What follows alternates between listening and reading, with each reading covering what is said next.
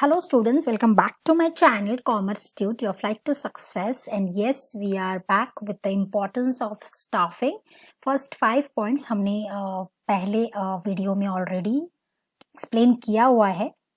So this is the continuation of the importance of staffing. Let us explain the remaining 5 points, children. So let's get started. The sixth point is improves efficiency. Students, staffing एक ऐसा function है जिससे आप you can improve the efficiency of the organization. You can improve the efficiency of the employees also, okay, by giving them proper training and program. तो यहाँ वही बात हुई है. Training and development programs are offered to the employees for self development and obviously for the organizational development. आप जितना training या development programmes employees को दोगे उतना उनका डेवलपमेंट होगा, उतना वो अपडेटेड रहेंगे, उतना अपग्रेडेशन होगा. वो कोई भी ट्रेनिंग हो students, it may be training in the work place और training in your education or training, practical knowledge in your education or whatsoever, it increases your efficiency to give 100%. You become expertise in that particular area, है ना. तो वैसे ही अगर आप अपने employees को, जो स्टाफ आपने रिक्रूट किया है, सिलेक्ट किया है, क्वालिटी जो एम्प्लॉयज आप लेकर आए, उनको आप प्रॉपर डेवलपमेंट प्रोग्राम हो या कोई भी ट्रेनिंग हो regarding how to use the machinery, equipment, जो भी हो, वो बहुत बड़ा रोल प्ले करता है. इससे कंपनी की एफिशिएंसी ग्रो होती है. जैसे कंपनी सिलेक्शन प्रॉपर तरीके से करती है, अपने ऑर्गेनाइजेशन के लिए क्वालिटी एम्प्लॉयज लेकर आती है, तो उनको प्रॉपर ट्रेनिंग से उनका परफॉर्मेंस लेवल जो है वो इम्प्रूव किया जा सकता है या होता है, isn't it? तो the way you are treating your employees, that also adds to your organization. If the organization grows, obviously वहां पर स्टाफ का 100% कॉन्ट्रीब्यूशन रहता ही है, और जितना हम अपने स्टाफ को इम्प्रूव करते हैं, जितना उनको नॉलेज देते हैं या उनको कोई ट्रेनिंग देते हैं, ये उनका परफॉर्मेंस इंक्रीज ही करेगा, ना कि डिक्रीज करेगा. और अगर कुछ कमी है तो वो उसको भी इम्प्रूव करता है. इससे क्या होता है, उनकी एफिशिएंसी बढ़ जाती है, वो सेल्फ डेवलप्ड हो जाते हैं, जिससे कंपनी को बहुत फायदा होता है. तो staff are the key to the success, you can say, of the any organisation. ठीक. देन आता है long term effect. Students, I have already told you in one of the importance कि ये जो वर्कफोर्स है, ये जो क्वालिफाइड, एफिशिएंट, स्किलफुल, ये जो एम्प्लॉयज है, वो असेट्स है कंपनी के, वो असेट्स है ऑर्गेनाइजेशन के. उनके बिना, करेक्ट एम्प्लॉय के बिना, करेक्ट क्वालिफाइड एम्प्लॉयज के बिना कोई भी कंपनी सक्सेसफुल नहीं हो सकती. ठीक है. Proper selection of employees leads the organization towards the path of success. Very true. If you are selecting the right person for the right job in the right way, in the qualified way, then definitely why not the organization will achieve success. तो employees, आप correct employees जितना अपने companies में लोगे, because these are the people who are capable of doing the right thing, है ना. तो ये एक इफेक्ट के लिए नहीं है, ये एक पर्टिकुलर प्रोजेक्ट के लिए नहीं है, एक पर्टिकुलर काम के लिए नहीं है. This is for the life long term effect होता है कंपनी के तरफ उनका, है ना. तो ये जो लॉन्ग टर्म पॉजिटिव इफेक्ट्स है can be observed on the efficiency of an organisation. So the more skilled people you employ, the more efficient and qualified people you recruit in the organisation, आप उनको select करते हो organisation में, वो company के growth के लिए, company के लॉन्ग टर्म सक्सेस के लिए बहुत बड़ा रोल प्ले करते हैं. So this is one of the importance of any organisation. You can say staffing का इम्पोर्टेंस यही है कि वो एक लॉन्ग टर्म इफेक्ट देता है कंपनी को प्रोग्रेस होने के लिए.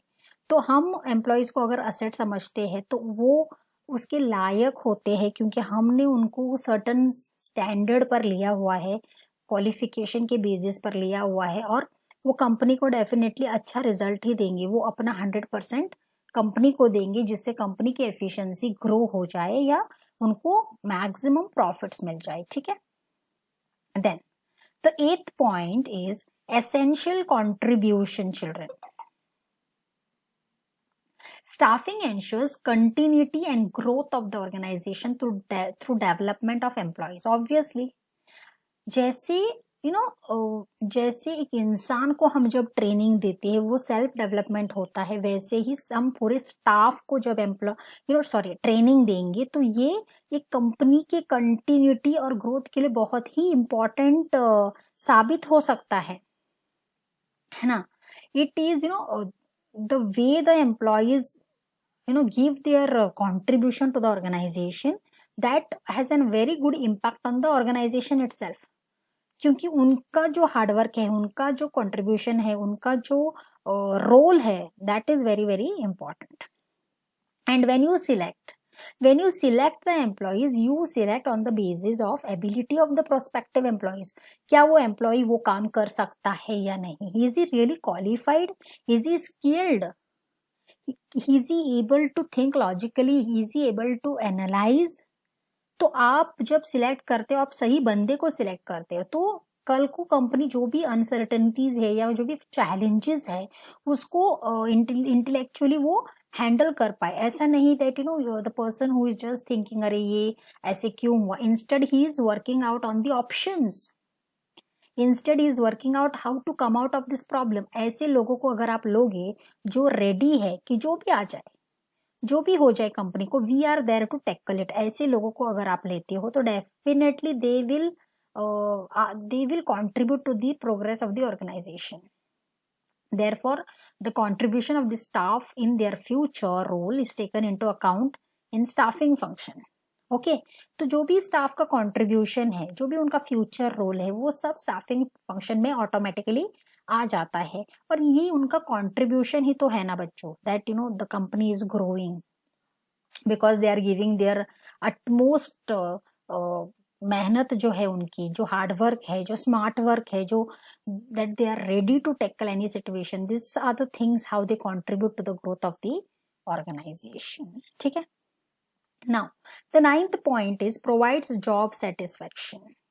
स्टूडेंट्स, एम्प्लॉयज अगर आप सिलेक्ट करते हो कंपनी में, एम्प्लॉयज को आप रिक्रूट करते हो, उनको ट्रेनिंग देते हो, whatsoever, but they can be motivated through financial and non-financial incentives.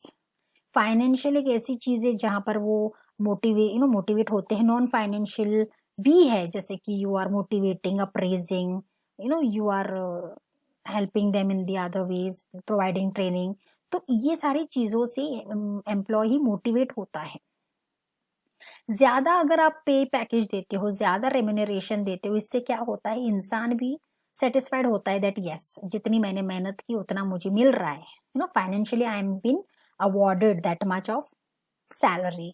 It also boost the morale of the employees. उनकी मोरल को भी वो इंक्रीज करता है, उनको वो मोटिवेशन मिलता है कि हाँ, see what ever I am doing for the company is appreciating it, है ना. तो मुझको मेरा भी 100% मिलना चाहिए. तो ये उनका मोरल इंक्रीज होता है. They try to put their 100% in the job. और जैसे ये सारी चीजें जो कंपनी उनको देती है, जैसे ट्रेनिंग एंड डेवलपमेंट प्रोग्राम्स और फेयर रेम्यूनरेशन, कोई भेदभाव नहीं है, जॉब सिक्योरिटी की हाँ जॉब है उनके पास, and they are doing the right thing, the company is also happy with their work. ये जो फैक्टर्स है are very important for the job satisfaction. तो स्टाफिंग का ये और एक इम्पॉर्टेंट पॉइंट है कि वो करेक्ट बंदे को करेक्ट जॉब तो देता ही है. हर कोई करेक्ट बंदा ही सिलेक्ट करता है जॉब में, but it also gives a sort of satisfaction, job satisfaction. ठीक है. Then the 10th point is maintains harmony. Students, harmony एक ऐसी चीज है, ये जो पीस है एक वर्किंग एनवायरनमेंट में, ये जो पीस है, ये जो पॉजिटिव एनर्जी है जो होनी चाहिए, वो आप इस फंक्शन में देख सकते हो. बिकॉज ये स्टाफिंग प्रोसेस में क्या होता है, इंडिविजुअल्स को रिक्रूट करते हैं, सिलेक्ट करते हैं, उनको करेक्ट जॉब दे देते हैं, और इन द प्रोसेस आप कंपनी एम्प्लॉयज को अप्रेज और प्रमोशन भी देते हो उनकी काबिलियत पर. On the basis of their merit you are praising them, giving promotion to them. तो इनसे क्या होगा, एक अच्छा सा एटमॉस्फेयर क्रिएट होगा कि आपके काम को नोटिस किया जा रहा है, आपके काम को people are giving you appreciation. और ये सारी चीजें जो आप अच्छा कर रहे हो, जो ग्रोथ हो रहा है कंपनी का, ये सारी चीजें कंपनी क्या करती है, एम्प्लॉइज के साथ कम्युनिकेट करती है, and it should be done that way, because until and unless you make them feel that they are noticed and they are also important part of your organization, people will not be in peace and harmony. इससे relations अच्छे होते हैं, हर किसी का काम निखर के आता है, everybody are in the atmosphere, in the surrounding where they can accept each other's growth. So in this way, when you appraise them, promote them, then you communicate all these good things with them, then definitely ये जो working environment है या उनका जो relation है, definitely it will be converted into peace and harmony. और company में ये इसकी बहुत जरूरत है. अब जो कंपनीज है इसमें this is the most important required thing. That's what staffing is all about.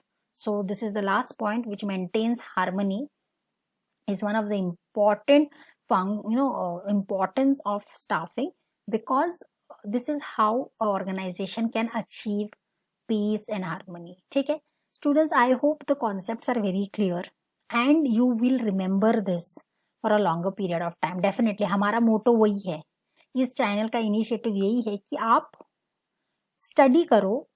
Maybe you are studying 5 points through this video, which is already can be seen on the screen, which you can memorize or revise के तरीके से भी आप ले सकते हो. But motto यही है that you remember the things, you understand the things, and you try to interpret the things.